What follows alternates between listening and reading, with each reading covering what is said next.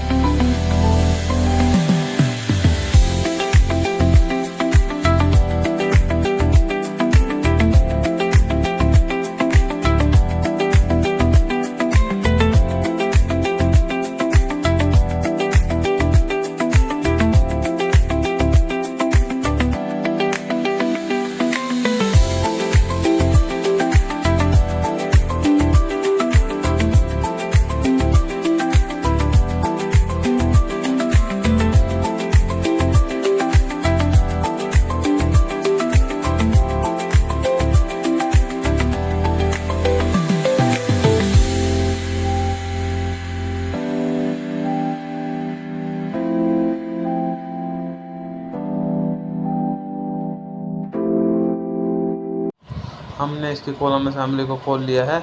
अब इसकी जो यह इलेक्ट्रॉनिक मोटर होती है, इसके 12 के बोल्ट खोल के इसको बाहर निकाल लेंगे और आपको दिखाएंगे कि इसमें क्या प्रॉब्लम है। हमने इसकी मोटर को बाहर निकाल दिया है। अगर आप देखोगे तो मोटर बिल्कुल क्लीन है, बिल्कुल नए जैसी लग रही है। इसकी मोटर में भी कोई भी प्रॉब्लम नहीं है। कभी आप सोचो कि इसकी मोटर ख़राब है और इसकी वजह से दिक्कत आ रही है, तो इसका कोई फॉल्ट नहीं है। जो इसके अंदर गरारी होती है उसकी वजह से प्रॉब्लम आती है। तो अब हम इसकी गरारी को निकाल लेंगे। सबसे पहले इसमें जो ये लॉक होता है, इसको पेचकस की सहायता से और लॉक प्लास की सहायता से बाहर निकाल लें। इसको बाहर निकालने के बाद हमारी इसके अंदर गरारी होती है उसको बाहर निकाल लेंगे। हमने इसका लॉक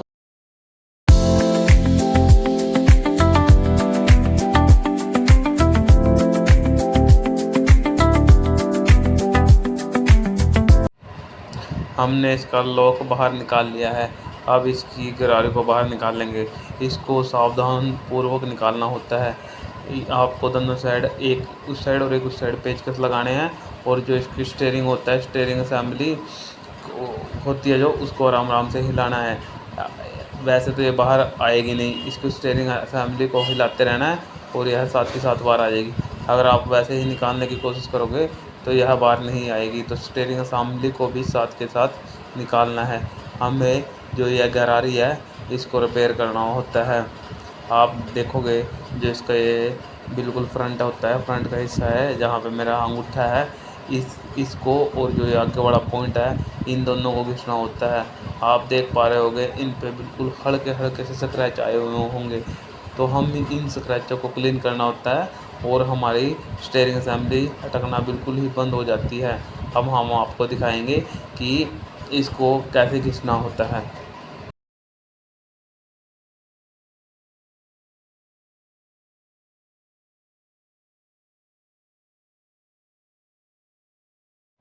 इसको क्लीन करने के लिए हमें 1000 नंबर के रेगमार या 1500 नंबर के रेगमार का ही यूज करना होता है।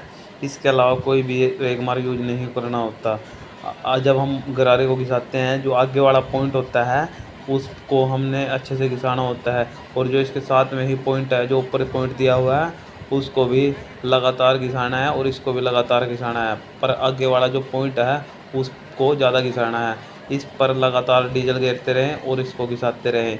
यह नहीं है कि हमने इसको 20 मिनट या 25 मिनट घिसा दिया तो हमारी प्रॉब्लम सॉल्व हो जाएगी, ऐसा बिल्कुल नहीं है। हमें इसको लगातार घिसाना होता है। ये लगा लो आप, कम से कम इसको हमें 1.5 या 2 घंटा लगातार घिसाना होता है। लगातार घिसाने से इसके स्क्रैच ख़त्म हो जाते हैं और हमारा फॉल्ट क्लियर हो जाता है। रेगमार को हमेशा जब भी आप इसको घिसो तो रेगमार को ऐसे फोल्ड करके ही घिसे और आगे वाली गरारी को ऐसे पकड़ें और स्पीड पे हाथ चलाते रहें। हमारा फॉल्ट इससे क्लियर हो जाएगा।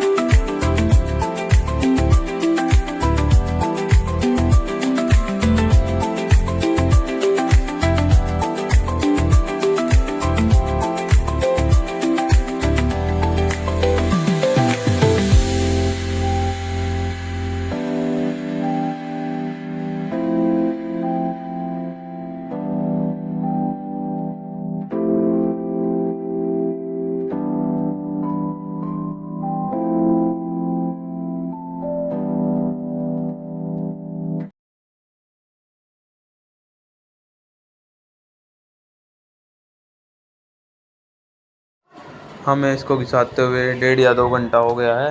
तो अब हम इसको फिट करेंगे। फिट करते टाइम सबसे पहले हमें इसको इंजन ऑयल होता है, जो न्यू इंजन ऑयल होता है, इसकी आगे वाली गरारी को इंजन ऑयल में अच्छे से लगा ले। इस पे इंजन ऑयल अच्छे से लगा ले, और जहाँ पे हम इसको मोटर को फिट गरारी को फिट करेंगे वहाँ पे भी इंजन ऑयल इस पे गेर ले, और उसके बाद इसकी गरारी को अंदर डाल ले।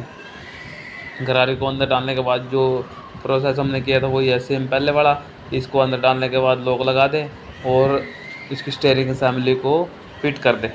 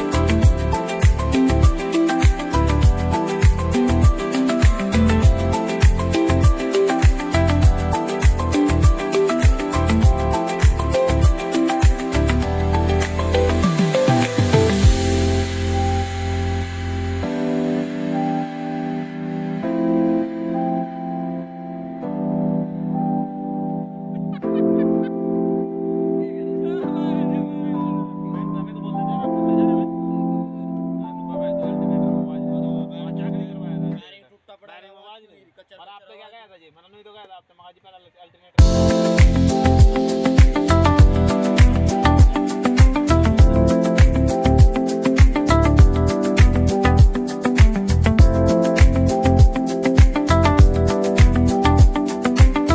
मी थोडा प्लेट होती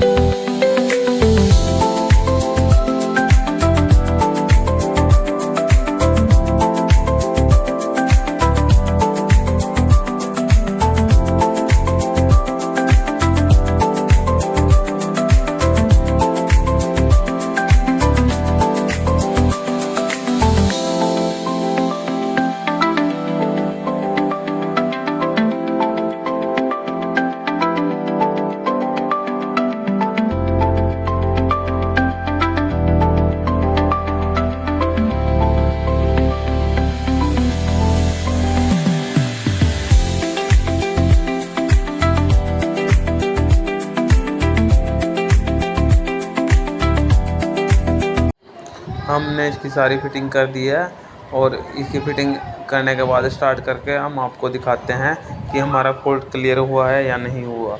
आप देखोगे तो हमारा स्टीयरिंग बिल्कुल स्मूथ हो गया है, बिल्कुल नए जैसा हो गया है और यह अटकना बिल्कुल बंद हो गया है। जो झटके ले रहा था वह बिल्कुल लेना बंद हो गया है। हमारा फॉल्ट क्लियर हो गया है।